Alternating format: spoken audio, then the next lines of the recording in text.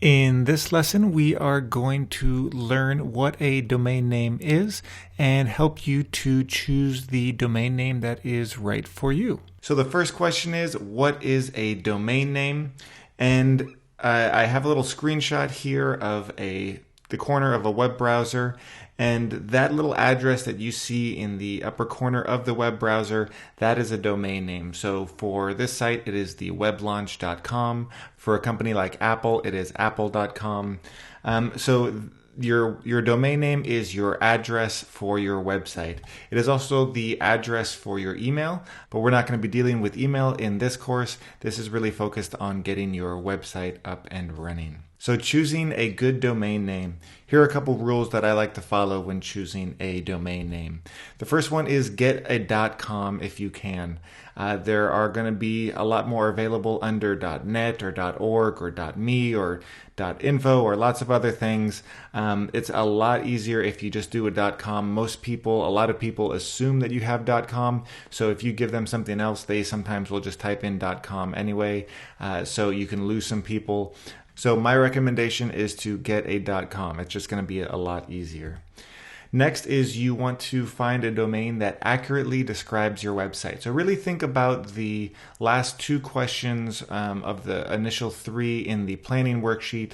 What is the outcome you are looking for from your website, and what is the outcome that your audience is looking for from your website? So have something that's going to match both of those. It's going to accurately represent what your website is about, and really importantly, what your audience is looking for.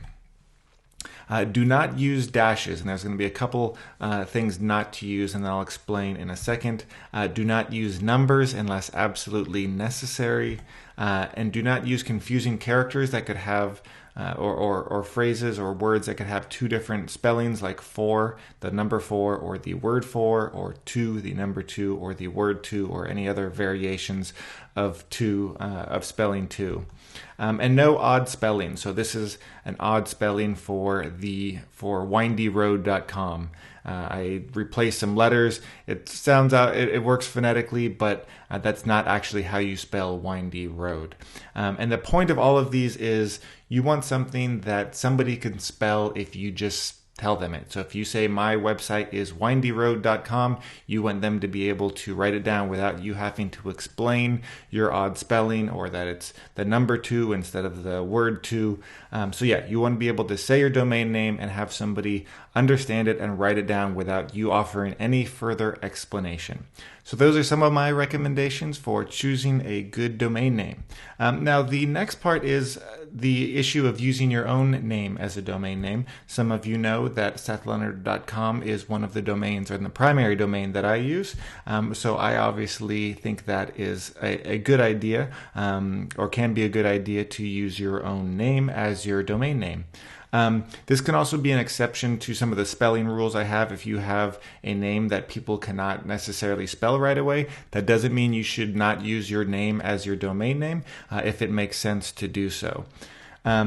So using your own name as your domain name is great if you are really promoting yourself, your art, something that's really connected to you, and it's really about your brand, your creativity, etc. Something where the production or whatever you are creating and you are really pretty much the same thing. But that doesn't mean that that's the only way to do it. You can also, if you are running a business and you feel like you're going to remain a small business for a while, or that your business is really always going to be centered around you, even if it's just services or something like that, and you're not trying to build something larger, then I think it's a good idea also to use your own domain name, because that's going to offer you flexibility as you move forward.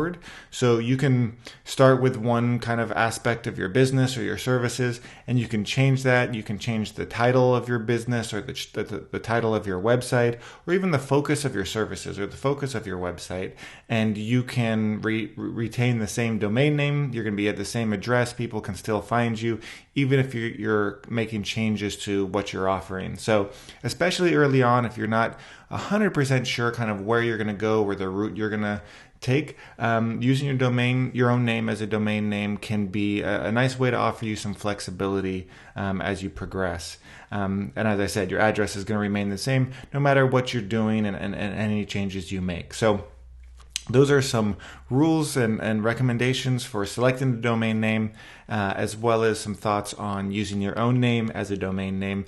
And that's it for this lesson. So thanks for following along.